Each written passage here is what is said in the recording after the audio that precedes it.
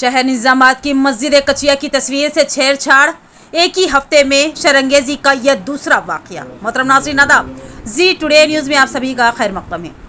شہر نظامات کی مشہور و معروف تاریخی مسجد کچیا واقع گاندھی چوک کی قابل اعتراض تصویر وائرل ہونے کے بعد مسلمانوں میں تشویش کی لہر دوڑ گئی۔ تفصیلات کے بموجب ہنومان جینتی کے موقع پر سمپا سنی نامی ایک نوجوان نے اپنے فیس بک اور انسٹاگرام پیج پر مسجد کچیا کی تصویر سے چھیڑخانی کے ذریعے مسجد کے میناروں پر بھگوا پرچم نصب کرنے کے علاوہ مسجد کے سامنے اپنے ہاتھ میں ایک زعفرانی پوسٹر جس پر کٹر ہندو تحریر لیے کھڑا دیکھا گیا اپلوڈ کی تھی۔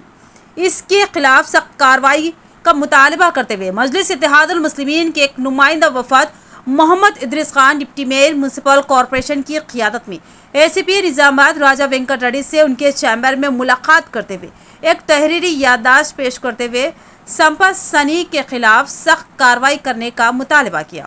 وفد نے اے سی پی کو بتایا کہ پارلیمنٹ انتخابات کے تناظر میں دونوں فریقوں کے درمیان فرقہ وارانہ منافرت پھیلانے کے تحت منصوبہ بند طور پر انتہائی اشتعال انگیز پوسٹر پوسٹ کیا ہے، جس سے مسلمان کے جذبات شدید طور پر مجروح ہونے کے ساتھ ساتھ مسجد کا تقدس پامال ہوا ہے۔